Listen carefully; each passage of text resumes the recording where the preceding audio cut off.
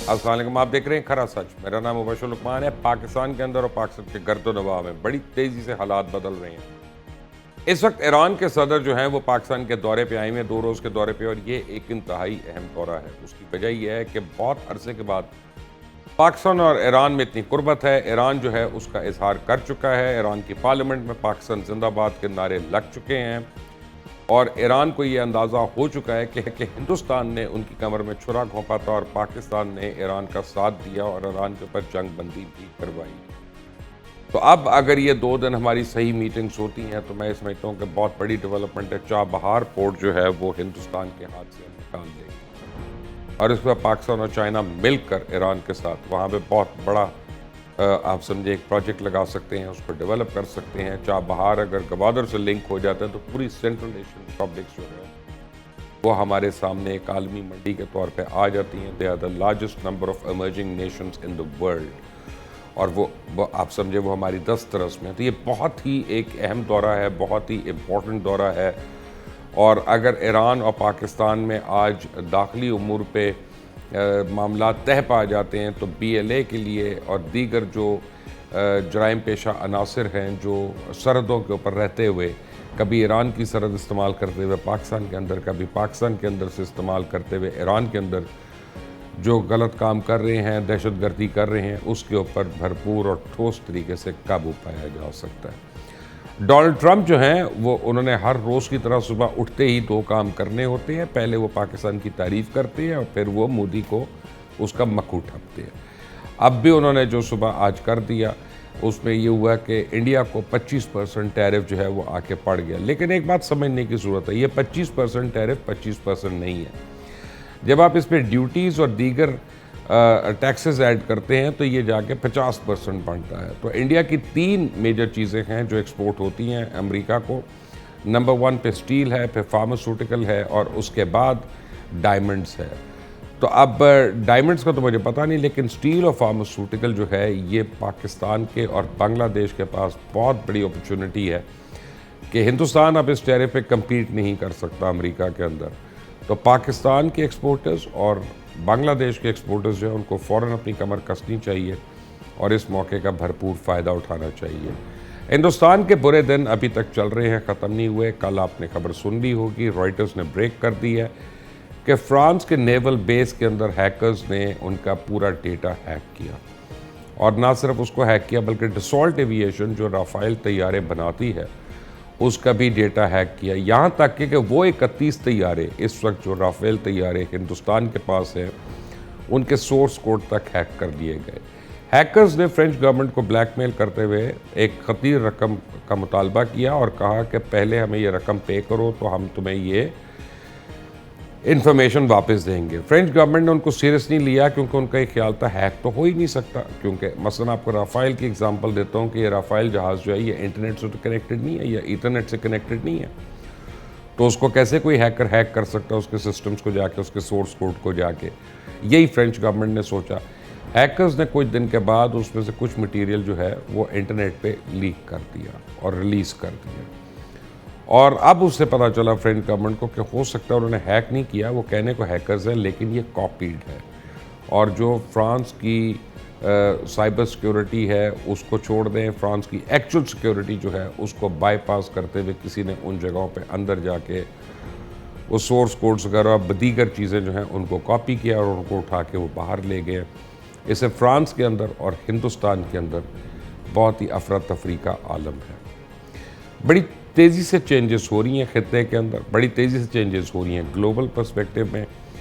अब इससे पाकिस्तान किस तरह फ़ायदा उठा सकता है। 3 दिन पहले मेरी वज़ीर आज़म इस्लामी जमहूरिया पाकिस्तान मियाँ शहबाज शरीफ से मुलाकात हुई थी, तो उसमें उन्होंने एक बड़ी इंपॉर्टेंट बात मुझे कही।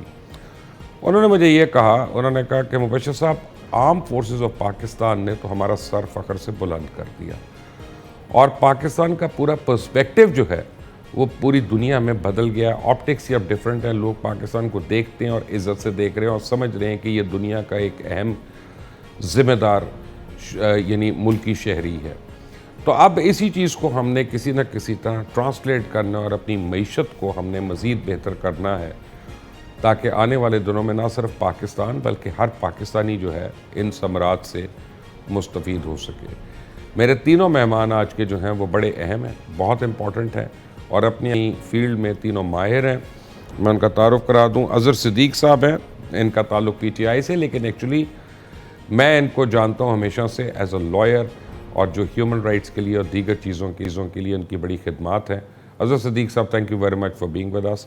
हैदर ज़मान कुरैशी जो है हमारे दोस्त हैं, भाई हैं, किसी तारुफ के मोहताज नहीं है, और ये फाइनेंस को और इकोनॉमिक्स को समझने वाले उन चंद लोगों में से हैं जो पाकिस्तान में हैं।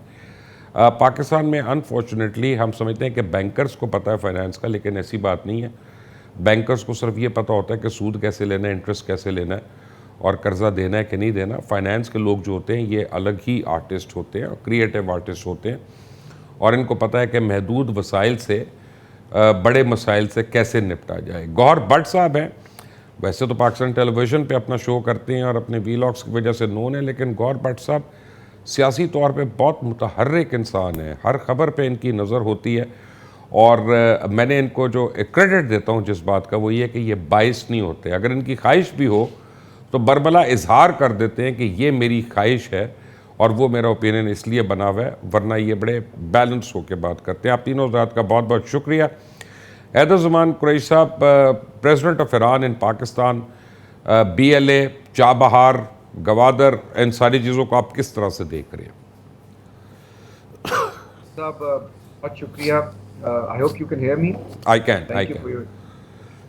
सर, आपने बड़ा एक जामे इंट्रोडक्शन दिया, और मैं समझता हूँ कि 9 मई को या 8 मई को या 7 मई को जो भारत ने किया, तो जो 10 मई को हुआ है, there is a different Pakistan in the committee of nations, जो 10 मई 2025 के बाद आया है।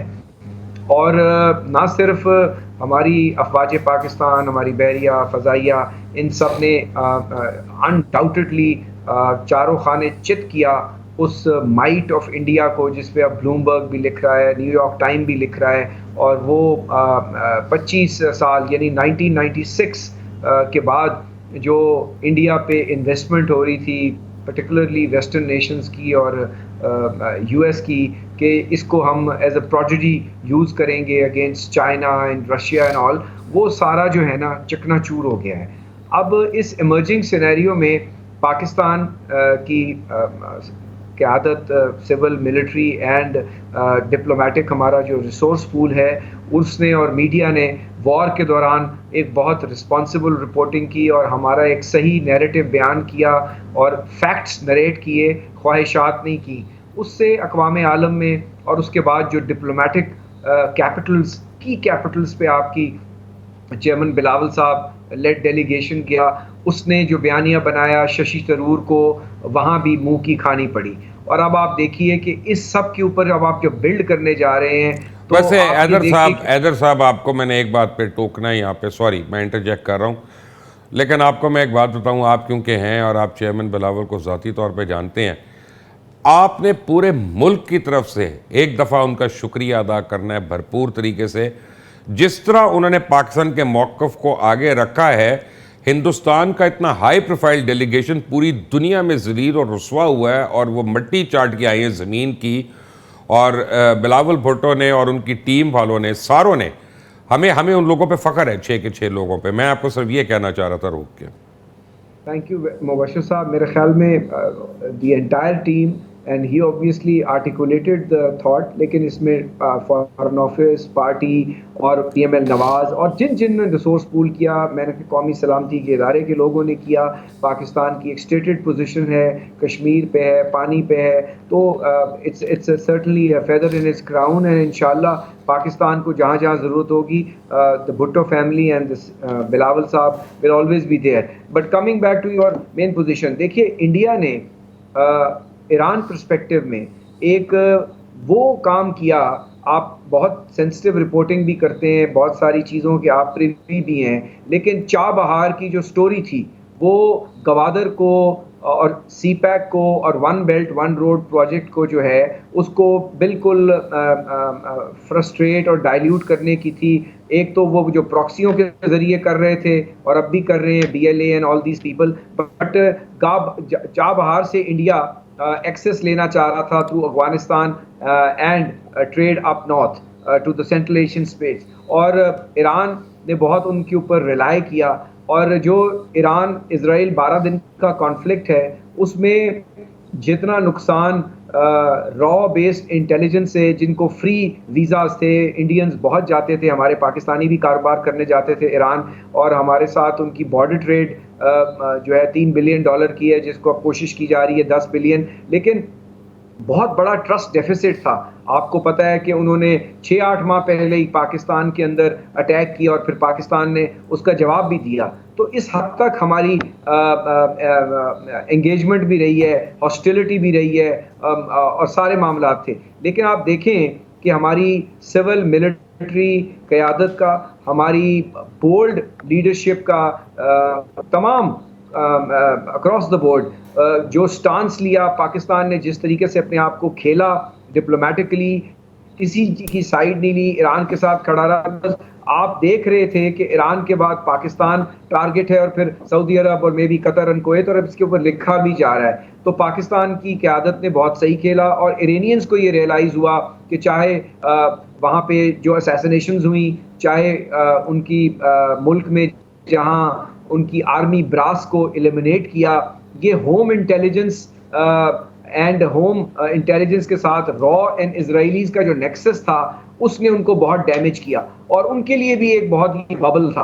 तो मैं समझता हूँ कि अब इसके बाद जो लीव बाउंड एंगेजमेंट है, इकोनॉमिक चैलेंजेस जरूर है, क्योंकि सैंक्शंस लग गई हैं, ने और लगा दी जी हैं, कोई साहब, वो अपनी औरों को जगह। भी लेकिन हम border trade शामिल के गुफ्तगू जरिए करते हैं, बहुत हम सब औरों को जी, भी शामिल गुफ्तगू कर लूँ। तो हाँ, मैं जरा, क्योंकि अजहर साहब से करने मुझे जा रहा हूँ कि जी पाकिस्तान के लिए एक बहुत यूनिवर्सल अपॉर्चुनिटी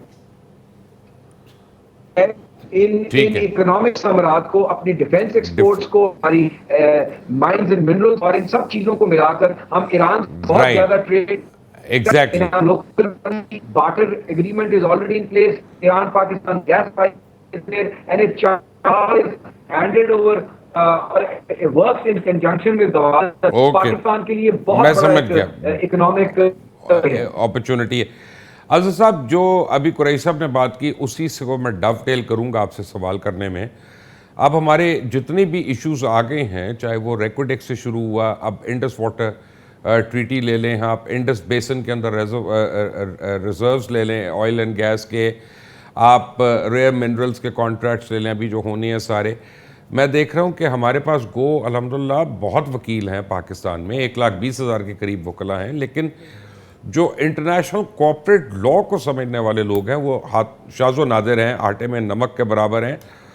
तो इतने हमारे लॉ कॉलेजेस हैं, इतनी हमारी फैकल्टीज़ हैं यहाँ पे, आप जैसे सीनियर लोग हैं जो लेक्चर्स देते हैं, सब कुछ करते हैं, क्यों आप इमीडिएटली यंग लॉयर्स की खेप नहीं तैयार करें जो इंटरनेशनल कोर्ट ऑफ जस्टिस में जाके, यानी कुलभूषण यादव का आप केस ले लें और ले लें, अब तो हमारे जितने केसेस हैं वो इंटरनेशनल कोर्ट्स में होने हैं, तो हम क्यों नहीं अपने लॉयर्स प्रिपेयर कर रहे यहाँ पे और वॉर फुटिंग के ऊपर? बहुत शुक्रिया मुबश्शिर साहब, आपने बड़ा एक रेलेवेंट और पर्टिनेंट सवाल उठाया है। 75 साल से जो लोग हुक्मरानी कर रहे थे, काम तो इनका था। इस लॉ पर नहीं है, मैं ये नहीं कह रहा कि अभी कह तो रिजाल है, लेकिन लॉ की एजुकेशन को उस लेवल तक ले जाने में 75 साल से जो हुकूमत कर रहे हैं, ये सवाल का जवाब तो वो देंगे कि उन्होंने क्या कुछ किया और क्या वो रिजल्ट्स ना ले सके, इसमें कोई शक नहीं है। हमने गुलभूषण यादव के केस के लिए भी ठीक है, हमने टीमें बाहर भी सिलेक्ट की, लेकिन हमारे यहाँ आज भी बहुत इंटेलिजेंट लोग मौजूद हैं कि जो बड़े आसान तरीके से, यानी मैं I know a number of lawyers कि जो इंटरनेशनल एग्रीमेंट्स को, जॉइंट वेंचर्स को, इन सब चीज़ों को, खासतौर पर ऑयल के हवाले से मैं क्योंकि अब ये बड़ा डिस्प्यूट होने वाला है, इंडिया जाएगा इसके ऊपर इंटरनेशनल कोर्ट में अभी। बिल्कुल, इसमें तो कोई शक नहीं, लेकिन आपको शायद तारीख नहीं पता कि पाकिस्तान के अंदर पाकिस्तान ने आर्बिट्रेशन के मामले में जितनी मार खाई है, और आपकी ब्यूरोक्रेसी और एक खास तबका इसमें बैठकर आज आप हिसाब करके देख किस तरह अरबों नहीं में खरबों रुपया बनाया गया। आपने बड़ा एक बारीक सा सवाल उठाया, कभी ये आर्बिट्रेशन के मामला देखिएगा, कभी किसी ने सोच, और ये कौन सी हुकूमतें ही थी ना, ये सारी जो सारे मामले, और कौन कौन से पसंदीदा वकील थे, किस तरह से लेके दे रहे थे और किस तरह केस हम हारते रहे। वो ठीक है, चंद हमने जो केस जीते हैं उसके पीछे बहुत मेहनत थी, तवज्जो थी, लेकिन इन सब चीजों को लिए ना, मैं एक बात सिर्फ इतनी है, देखें पाकिस्तान जिस जगह पे खड़ा है ना आज, और आज अगर आप पाकिस्तान तहरीके इंसाफ की अगर स्ट्रेटजी देख लें, ईरान के साथ तो हम पहले दिन से बात कर रहे हैं, हम तो बात बड़ी वाज़ेह तौर पर कह रहे हैं कि हमने इस तरह लेके चलना है। हमने अफगानिस्तान देखें, आज अफगानिस्तान हमारे दौर में निकला है ना यहाँ से अमेरिका, और निकलने से अब जो इंडिया की प्रॉक्सी सी, जो इंडिया वहां पर इन्वेस्टमेंट कर रहा था, सारा कुछ रिकॉर्ड के ऊपर अवेलेबल है। तो अल्टीमेटली तो देखे ना आने वाले दिनों में हमारे, और हम क्या कह रहे थे, इमरान खान क्या कह रहे हैं, इमरान खान अपना अमेरिकन लॉबीज की बजाय चाइना, इराक, ईरान, सर ये अपना आप दूसरी तरफ निकल गए हैं। मैं आपसे पाकिस्तान की बात कर रहा हूं, आप इधर लॉबियों में निकल गए हैं। अभी रहने देना, मेरा मुंह ना खुलवाएं। आप हमें अमेरिका से आज़ादी दिलाते हुए खुद अमेरिका से सदर से आज़ादी मांग रहे हैं। अगर साहब रहने देना, एक मिनट ठहरिए। मेरे प्रोग्राम का एडिटोरियल जो है ना वो बिल्कुल डिफरेंट है, वो इकोनॉमिक उसके ऊपर है। प्लीज उसको जरा उधर ही रहने दे। अभी तो मैं राफेल की स्टोरी पे आने वाला हूं। मैं उसी तरफ ही आ रहा हूँ, उसी तरफ बात करते हैं ना, इसमें तो कोई शक नहीं है। लेकिन क्वेश्चन ये है कि 3.5 साल के अंदर क्या इकोनॉमिक इंडिकेटर हमने बीट कर लिए?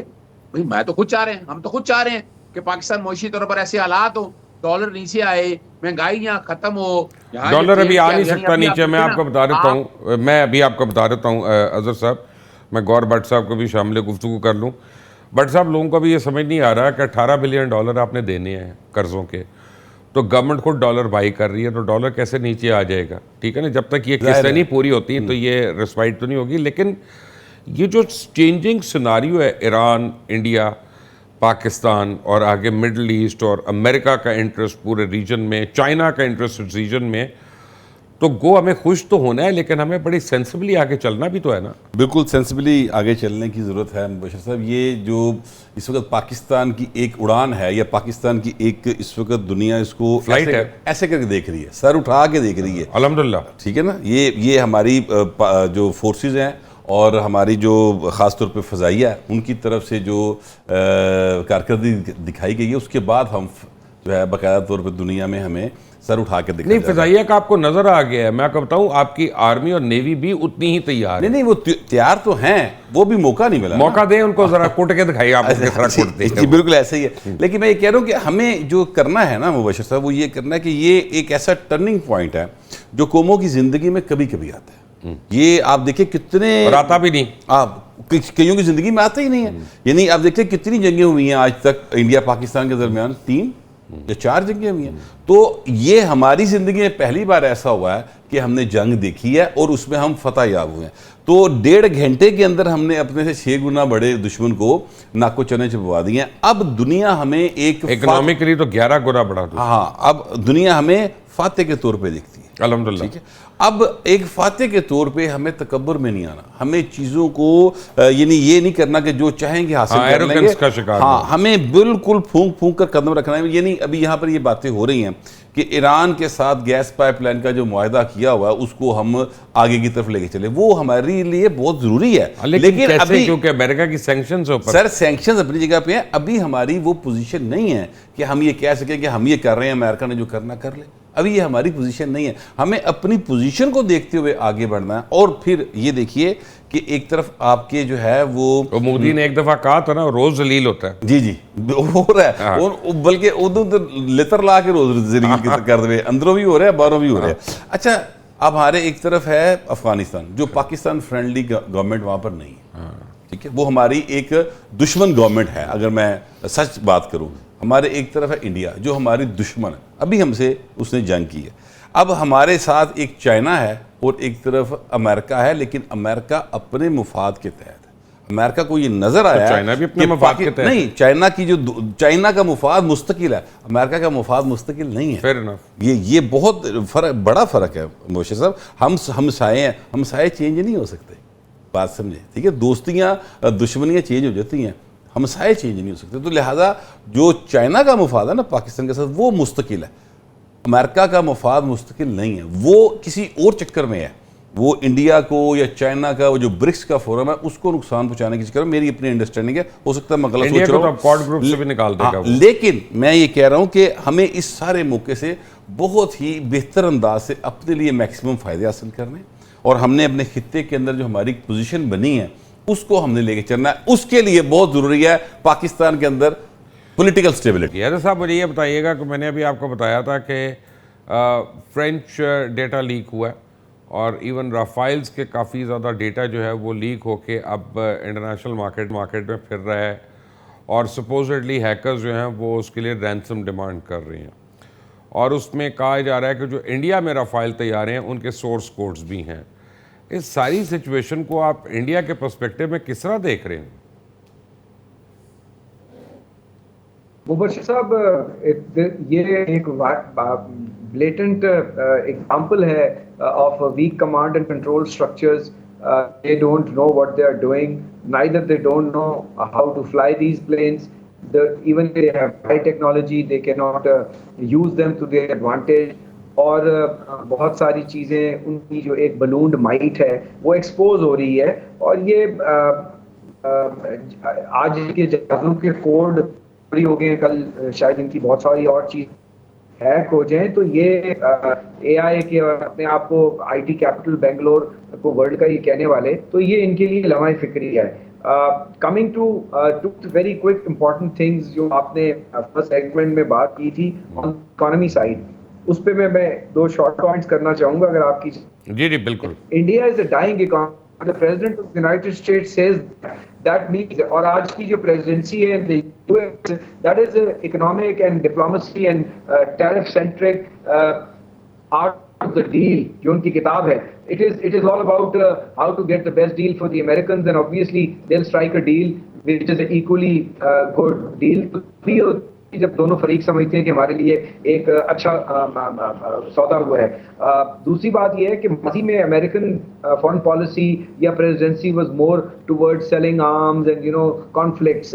तो प्रेसिडेंट ट्रंप का एक होम ग्रोन एजेंडा है, इकोनॉमी सेंट्रिक है और टैरिफ के नतीजे में जो है, मैं जरूर करना चाहूँगा क्विकली, ये बहुत अच्छी बात है. हमारी मिनिस्ट्री ने, फाइनेंस मिनिस्टर ने और जितनी हमारी टीम है, they try to get a very decent deal of 19%.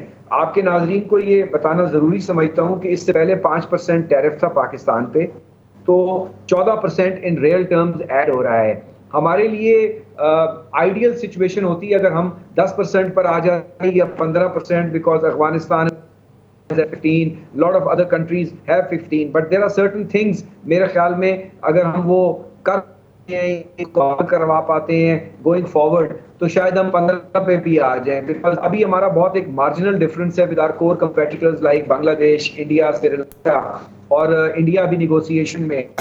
तो एक ये चीज है, but still had the team that they negotiated and didn't delay it like a lot of other nations. तो हम at least 19% हो गए हैं. अब इसको करना है कैसे? हमें अपनी जो बिजली है, एक्सपोर्ट इंडस्ट्री को, वो हमें उनके लिए एनवायरनमेंट, डोमेस्टिक जो हमारे कंट्रोल में चीजें हैं, टैरिफ तो आपने नेगोशिएट कर ली है, तो इस लिमिटेड विंडो में हम अगर इस चीज को बेहतर कर जाते हैं, टैरिफ को, बिजली को, और जो फाइनेंशियल पॉलिसी, और इस वक्त भी जो 4% इन्फ्लेशन है, तो आपका इंटरेस्ट रेट पॉजिटिव है 6 से 7%, उसको हमें टेपर डाउन करना है. आपने डॉलर की बात की, आपकी इकोनॉमी की बेहतरी की मिसाल वो पूछ रहे थे दोस्त हमारे. तो रेजिलियंस आपकी इकोनॉमी में ये है कि आपने 4 दिन का आर्म्ड कॉन्फ्लिक्ट लड़ा, तो लोगों के जो करेंसीज होती हैं, ईरान को देख लें तो वो 20-20, 50-50% डिवैल्यू हो जाती हैं. आपका रुपया 2-3 रुपए प्लस माइनस रहा. आपकी इकोनॉमी में स्ट्रेंथ थी, आपकी रेमिटेंस 30 अरब से 38 अरब डॉलर हुई, जिसमें से 9 अरब डॉलर स्टेट बैंक ने बाय किया, और बजाय महंगा कर्जा लेने के, क्योंकि आपकी रेटिंग स्टैंडर्ड एंड पुअर्स और बाकी रेटिंग इदारों में, मूडीज में कम थी, तो आप जंक बॉन्ड रेटिंग में थे. अब आप बोरोविंग भी कर सकते हैं, प्लस बोरो किए बगैर आपने अपनी 26 अरब डॉलर की आपने डेट रिपेमेंट की है पिछले साल में, तो और अगले साल में भी तकरीबन 25-26 अरब डॉलर की है. तो ये बाइंग स्टेट बैंक जरूर कर रहा है ये, लेकिन एक्सेस लिक्विडिटी थी, 2 अरब का करंट अकाउंट था. तो तीसरी बात बड़ी इंपॉर्टेंट है, आप ये देखें कि पाकिस्तान, ये बात होती है, और मैं इसलिए ये कर रहा हूं कि Pakistan is in a very very exciting and a very novel position. Pakistan Iran से ताल्लुकात पाकिस्तान के बेहतर है, पाकिस्तान के सऊदी अरब से हैं, और पाकिस्तान ने पिछले 1 साल में, और हमारे आर्मी चीफ और प्राइम मिनिस्टर साहब ने बहुत बारी डैश किया टू सऊदी अरेबिया, ईरान भी गए। हमने उन दोनों मुल्कों के ताल्लुकात में बेहतरी लाने में भी बहुत किरदार अदा किया है। ये बहुत सारी चीज़ें शायद लिखी जाएंगी जब तारीख लिखी जाएगी। इसी तरीके से इस वक्त जो यूएस प्रेसिडेंट हैं और जो चाइनीज लीडरशिप है, मेरे ख्याल में दोनों एक टैरिफ वॉर को, इकोनॉमिक चीज को तरजीह दें रादर देन जो इंडिया थी और की बैठ गई है। तो प्रेसिडेंट ट्रंप भी शायद चाहेंगे कि चाइना से working relationship again Pakistan can play a very good role in bridging that, because Pakistan के साथ एक बड़े स्ट्रेटेजिक और पुराने ताल्लुकात हैं। तीसरी चीज, पाकिस्तान की जो hostilities post fall of Kabul, जब तालिबान गवर्नमेंट आई, विद अफगानिस्तान रही हैं और अभी भी हैं, तो आप देखिए कि चाइना ने उसमें दोनों फॉरेन मिनिस्टर्स को बुलाया और एक पॉजिटिव किरदार किया, जिसके बाद हमने एम्बेसडोरियल स्टेटस तो नहीं, लेकिन हमने एक दूसरे का स्टेटस बढ़ाया, हमारे आने जाना शुरू हो गया है। तो China, Iran, Pakistan, United state, ये जितने प्रॉब्लम मुल्क थे हमारे, सबके साथ अब ताल्लुकात बहुत बेहतर हो गए हैं, और इसको हम अपनी इकोनॉमिक स्ट्रेंथ में भी करेंगे। अज़रबैजान है, उज़्बेकिस्तान है, टर्की है, आपकी बहुत दोस्ती पुरानी है, लेकिन उसको मिडल ईस्ट में टर्की और जो सीरिया का कॉन्फ्लिक्ट चल रहा था, इजराइल ने वहाँ किया। तो हम, पाकिस्तान अब एक ग्लोबल प्लेयर भी है, और रीजनल पीस के लिए Pakistan is now at the forefront. Now coming to the economic side, economic side में हमें अपनी एक्सपोर्ट ग्रोथ को बढ़ाना है, हमने अपने डोमेस्टिक बिजनेसमैन को एनर्जी पे कहीं ना कहीं से रिलीफ देनी है, और जो इन्फ्लेशन हमने जो जिन है उसको बोतल में बंद कर लिया है, आइडियल नहीं होगा। हमारे दोस्त क्रिटिसाइज करते हैं, कॉमन मैन तक शायद अभी उतने समरात नहीं पहुंचे, चीनी के मसाइल भी आ गए और गवर्नेंस के भी हैं, बट हम स्ट्रक्चरल रिफॉर्म की तरफ जा रहे हैं। If we can offload PIA, SOE, तो ये सब चीजें हम बेसिक सारे जा रहे हैं। शाइनिंग इंडिया की एग्जांपल्स देते हैं। इंडिया में अभी तक 90 करोड़ लोग जो हैं उनको एक वक्त का खाना स्टेट प्रोवाइड करती है।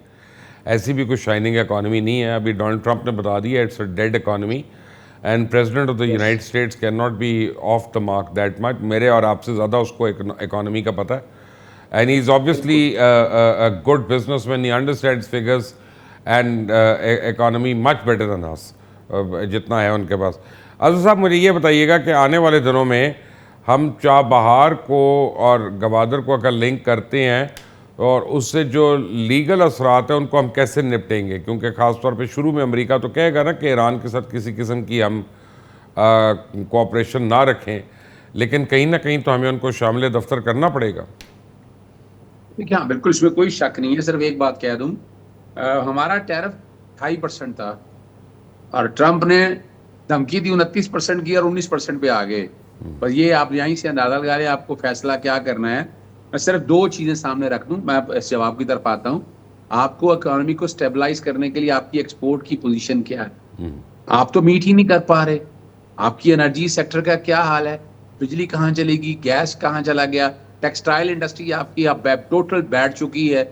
आपकी एक्सपोर्ट अगर देखा जाए, आप उसको गौर करें इन चीजों को, ये चीजें देखने वाली बात है। बहरहाल ये गवर्नमेंट की प्रायोरिटीज कुछ और तर्ज की हैं। अब आते हैं, ये बड़ा अहम मामला है, वन बेल्ट और वन रोड। ये सीपैक का कॉन्सेप्ट है। इसका मतलब क्या है? पाकिस्तान में रीजनल मामला को बेहतर करने के लिए चाइना के बगैर चल नहीं सकते, और जिस तरह हमने सीपैक को बैकफुट पे ले गए हैं, अब आपको आगे लेके आना पड़ना है। और चाबहार वाले मामले में देखिए, वहां पर देखिए इंटरनेशनली हम पे तो सैंक्शन कोई नहीं है ना। चाइना, ईरान की हद तक जो मामला था अपनी जगह पर मौजूद है, लेकिन आज भी अगर देखा जाए, हमने चाइना को, हमने ईरान को तो बहुत सहारा दिया ना। स्मगलिंग आपकी अगर देख लें, पेट्रोलियम में देख लें, एलपीजी की अगर देखा जाए, तो हम तो इनडायरेक्ट तरीके से उनको बेनिफिट किसी ना किसी ने देख रहे। हमने काफी रोका है उसको, मामला देखिए, काफी रोका है उसको। गैस पाइपलाइन वाला देख रहे हैं ना, ये आसफ अली जरदारी सबको क्रेडिट जाता है उसका, लेकिन आज तक हम उसको ग्राउंड पे ला नहीं सके। ये एक टाइम ऐसा है कि जहां आपको बैठ के चाइना, अमेरिका के साथ बार्गेन करना है, और आपको ईरान को भी बचाना है, अपने आप को भी लेकर जाना है, कि ताकि ग्वादर वाला मसला और चाबहार वाला मसला, वन बेल्ट वन रोड जो ना, ये वो होने नहीं देगा अमेरिका, याद रखिएगा। लेकिन ये अब आपका काम है कि आप अगर ट्रंप से दोस्तियां यारियां अगर बढ़ रही हैं, तो इसको इस्तेमाल यहां करके, और कानूनी तौर पर मैं नहीं समझता इंटरनेशनली कोई आपके लिए सैंक्शन वगैरह के हवाले से जो इशू अपनी जगह पर वो है, वो अपनी जगह पर मौजूद रहेगा। ये टाइम आपका है कि जहां बैठकर आप फ्रंट लाइन पे आप खेल सकते हैं, उनको एंगेज कर सकते हैं, और हमें एंगेज भी करना चाहिए। मैं नहीं समझता। और देखिए इसके लिए अब क्या करना है आपको, आपने आपका एक सार का एक इदारा था साउथ एशिया रीजन के हवाले से, हम उसको एक इस तरह के एक इदारे को या इस तरह के कंसोशियम को हम दोबारा एक्टिव करें कि जो बैठ के इस खित्ते के खास तौर पर मामलात के दोनों, इकोनॉमिकल मामलात भी, रिलीजियस भी और पीस बेस्ड भी, और बाकी सारी चीजों को लेकर जाएंगे तो आगे जाएगा ना। और ये वाला टाइम एक ऐसा है कि इन सारे मामलात के ऊपर आपको मुल्क को इकट्ठा करना है, आपको अपोजिशन जमातों को साथ लेके इकट्ठा करना है। और मेरा नहीं ख्याल है कि अपोजिशन इन मामलात के ऊपर पीछे हटेगी जब उन्हें पता है कि आप और आपको देखिए पहले उनको कन्विंस करना होगा, आपको उनसे मीटिंग्स रखनी होगी, डिटेल डिस्कशन करनी होगी, और इस मुल्क को आगे लेके जाना चाहिए। देखिए इसमें भला सबका है, हमारा आपका भला, पाकिस्तान प्रॉस्पर करेगा, तरक्की करेगा तो अच्छी बात है, बड़ी अच्छी बात है। गौर भट्ट साहब मुझे बताएं कितने और फोरम बनाने हैं आप लोगों के पास? पार्लियामेंट नहीं है? एक आप लोगों ने लड़ के पार्लियामेंट लिया होता है, हमेशा हम लोगों को बता रहे होते हैं जमहूरियत, तो वो फोरम है, वहाँ पे कर ले मीटिंग जितनी करनी है। सर वो मैं आपसे गुजारिश करूँ कि यही तो मामला है, ये जो अपोजिशन इस वक्त है, जिसका ये भी अजहर सिद्दीक साहब मेरे भाई हैं, दोस्त हैं, ये हवाला दे रहे थे, वो पार्लियामेंट में तो नहीं आते। मैं आपको याद दिलाना चाहता हूँ कि आज से कुछ दिन पहले शहबाज शरीफ साहब जो प्राइम मिनिस्टर हैं, वो चल के गए बैरिस्टर गौहर के पास पार्लियामेंट के अंदर। उन्होंने कहा कि मुज़ाकरात के लिए आएँ, अगर आपका हमसे बराह रास्त बात करने का मन नहीं करता तो आप स्पीकर साहब को कहें वो कमेटी बना देते।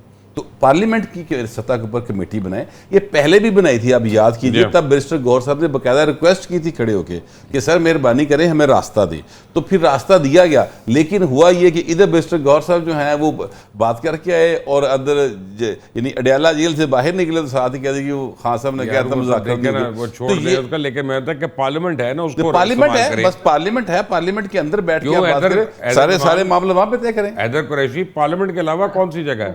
साहब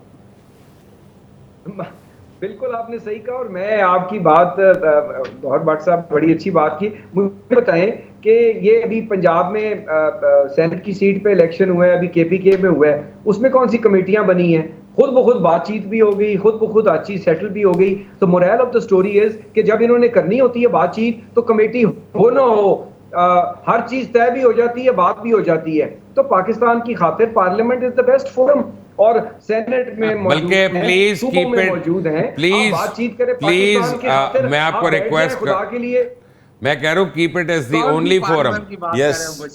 नहीं, अपने जिसमें आपकी मेजॉरिटी सीटें हैं, ऐसी बात नहीं है, बड़ी ज्यादा सीटें हैं पार्लियामेंट की बात कर रहे सर, जिसमें मैं उस पार्लियामेंट आपके सामने कोई इशू उठाकर देखा है? मैं आपको बताता हूँ, मैं आपको अजहर साहब माजरत के साथ, आप लोगों की 8 सीटें होनी थी सेनेट की, आप लोगों ने पहले मुकमका करके 2 सीटें कम कर ली। ये अपने लीडरों को पूछे, मेरे से ना पूछे, लेकिन मेरा मतलब है मैं और फोरम नहीं बना सकता एज टैक्स पेयर, मैं और फोरम अफोर्ड ही नहीं कर सकता। बताया क्या डिस्कशंस की है अभी अपोजिशन के, जो अपोजिशन का ग्रैंड अलायंस था, उन्होंने मुतालबे किए ना, यही कहा ना पार्लियामेंट के अंदर लेके जाए, ले जाए उन मामले को भी ले जाए जो कहा है उन्हें। हर मामला पार्लियामेंट में होना चाहिए। मैं आपसे मान रहा हूँ, एक मिनट अजहर साहब, मैं तो आपसे एग्री कर रहा हूँ, मैं तो आपकी अपोजिशन नहीं हूँ, हर मामला पार्लियामेंट में होना चाहिए। सवाल ये पैदा होता है जब आप लोग पार्लियामेंट से वॉकआउट करते हैं और कई महीनों के लिए करते हैं, फिर भी तनख्वाहें लेते हैं, मुराद और गाड़ियां अपने पास रखते हैं, तो हौसला करें और वो भी वापस कर दें आके, अगर वाकई थोड़े से आप लोग मॉरल ग्राउंड पे हैं। क्यों भट्ट साहब? बिल्कुल ठीक बात है। देखिए ये जो भी कल एक इन्होंने अपने ग्रैंड अलायंस या अपोजिशन का एक हादसा बना है, उसमें पीटीआई के सिवा मतलब कोई ऐसी पार्टी नहीं है जो काबिल जिक्र पार्टी हो, फ्रैंकली। मतलब मैं किसी की भुट्टो साहब कहते थे टांगा पार्टी, अब वो आप टांगा पार्टी कहना चाहते हैं, भुट्टो साहब कहते थे, मैं भुट्टो साहब कहते थे, लेकिन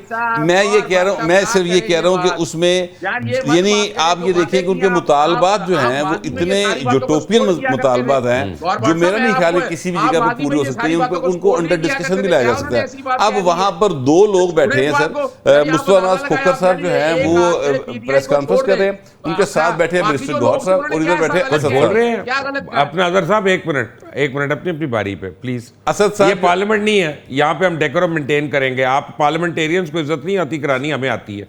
अच्छा जी, असद साहब बैठे हैं और बैरिस्टर गौहर साहब बैठे हैं। अब ये दोनों पार्लियामेंटेरियन हैं, एक पार्टी के चेयरमैन है, एक पार्टी के साबिक स्पीकर है। सर 2 बड़ी अहम पर्सनैलिटीज हैं। तो ये यहाँ पर बैठकर जो बात कर रहे हैं अच्छा, इनके साथ महमूद अचकज़ई साहब हैं, वो भी पार्लियामेंटेरियन है। सर वहीं पे 3 लोग अपना वफद बनाए होंगे, जनाब हमें प्राइम मिनिस्टर से टाइम लेके दें, हमने मुलाकात करनी, तो फिर वहीं सियासत पर क्या बात करेंगे। करेंगे। गौर भट्ट आपका शुक्रिया, अज़र सिद्दीक आपका शुक्रिया, हैदर ज़ुमान कुरैशी साहब आपका शुक्रिया। मैं आपको चलते चलते एक बात बताऊँ, और ये बड़ी इंपॉर्टेंट बात है कि जुल्फ़िकार अली भुट्टो ने एक किताब लिखी थी द ग्रेट ट्रेजेडी। उस किताब का जो पहला जुमला था ना, वो मैं कोट कर देता हूँ, और वो था, and I quote, we are standing on crossroads whence all but one way leads to destruction, unquote. यानी मैं एक ऐसी जगह पे आके ऐसे चौक पे खड़े हो गए हैं कि जहाँ एक सिमत के अलावा बाकी सारी सिमतें जो हैं वो हमें धक्का दे रही हैं, कुएं के अंदर धक्का दे रही हैं। तब वक्त आ गया है कि पाकिस्तान उस सिमत को चुने। वो सिमत कौन सी है? वो सिमत है मुआशी तरक्की की, वो सिमत है इस्तेहकाम की, वो सिमत है बर्दाश्त की, और वो सिमत है टॉलरेंस की। हम एक दूसरे को टॉलरेट करेंगे, अपनी मईशत को बेहतर करेंगे, तो पाकिस्तान फिर 21वीं सदी में जो अल्लाह ताला ने एक हमें मौका दे दिया, हम अपना रोल प्ले कर सकेंगे। सोचने की बात है। अल्लाह हाफ़िज़।